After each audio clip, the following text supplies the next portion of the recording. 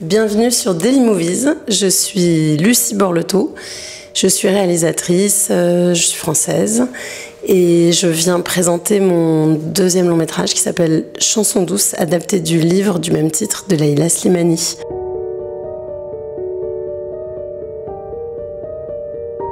En fait, moi j'aime bien ça. Parce que je crois que dans mes multiples désirs, j'avais notamment très envie d'être actrice. Et du coup, j'ai l'impression que c'est un peu comme une tournée où, voilà, bon, évidemment, tout est déjà joué sur l'œuvre, puisque le film, moi, c'est pour ça que j'ai tellement de mal à faire les derniers choix au montage. C'est parce qu'effectivement, après, le film, il ne change plus jamais et il marche tout seul, en fait.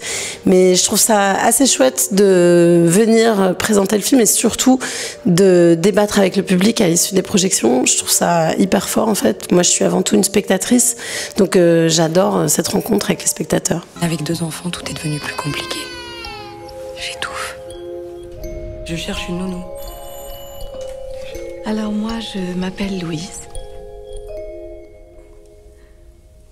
Excusez-moi, mais je crois que quelqu'un est en train de se réveiller. Oh, vous avez Louis Fine. Oui.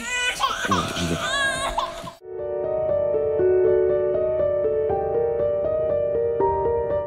Je pense que le mouvement féministe dont je suis et que je soutiens sans aucune réserve, c'est sûr qu'il bouscule un petit peu les représentations du féminin. En même temps, il y a des générations de réalisateurs masculins qui ont montré des femmes justement très très maléfiques.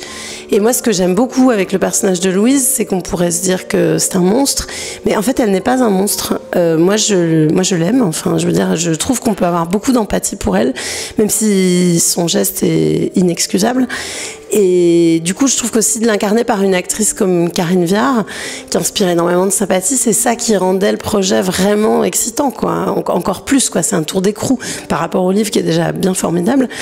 Et après, moi, je pense que c'est aussi un livre qui montre que la maternité a une part sombre. C'est-à-dire qu'on est un peu face à notre pire cauchemar, alors qu'on nous présente souvent la parentalité sous un jour très mignon. Et qu'en fait, tout le monde a peur de ça. Totalement sur le roman. C'est-à-dire que pour moi, c'est pas du tout un film qui est inspiré de faits réels, c'est vraiment une adaptation du roman. De même que le roman, pour moi, c'est ce qui lui a donné l'idée, mais elle l'a totalement transposé à Paris, avec des rapports de domination sociale qui sont, je pense, hyper différents du fait divers new-yorkais. Et donc voilà, pour moi, c'est la petite graine, mais ça n'a presque rien à voir.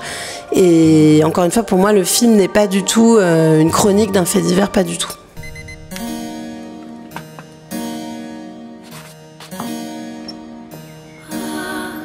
Myriam, vous pouvez partir tranquille. Bisous, mes chéris. À votre formidable famille. Elle est super, votre nounou. On voit qu'elle aime vos enfants. Louise, Vous venez de plus en plus tôt. Louise, Oui, je dors très peu. Louise.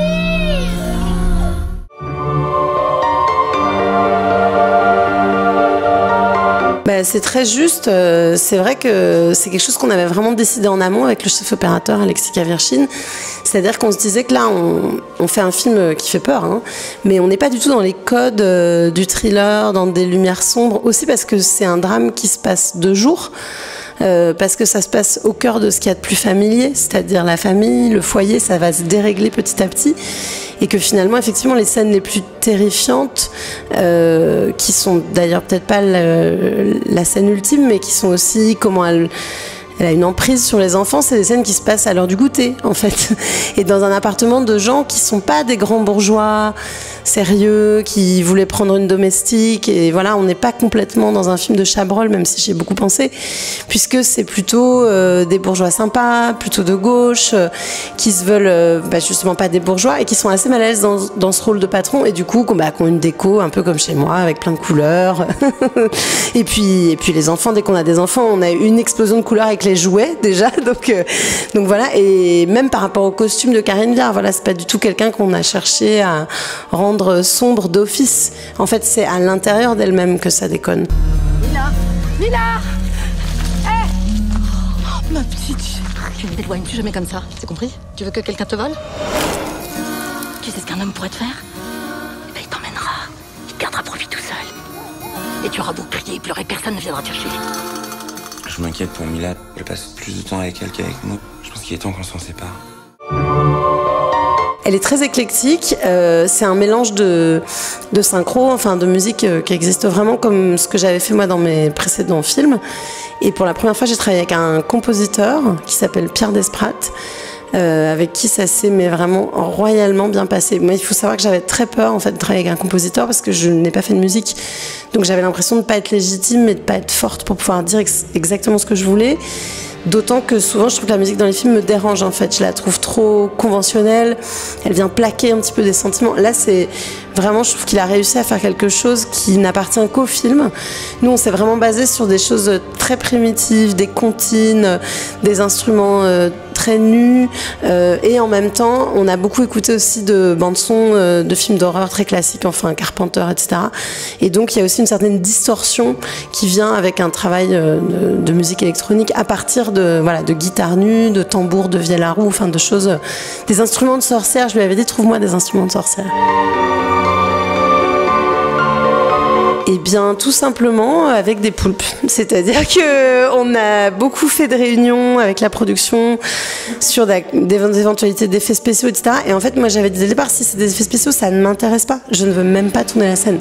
Ce que je trouvais super excitant, c'était de pouvoir représenter sa folie, de pouvoir représenter aussi Louise dans un déchaînement de violence, puisque je ne voulais pas du tout montrer l'autre. Et du coup, j'ai eu cette idée un peu dingue de me dire, voilà, pour représenter aussi l'effondrement de cet appartement, on va mettre quelque chose qui ne devrait pas être là, mais c'est des êtres vivants. Donc effectivement, on a eu la chance de rencontrer un pêcheur qui nous a ramené les poulpes depuis la Méditerranée en roulant toute la nuit et qui, à l'issue des scènes, les a ramenés et les a remis dans l'eau. Puis j'ai plus envie de m'occuper de quelqu'un d'autre. Par les enfants, hein. Et tu vas faire comment quand ils seront plus là? Ils seront toujours là. Ils ont confiance. Ils savent.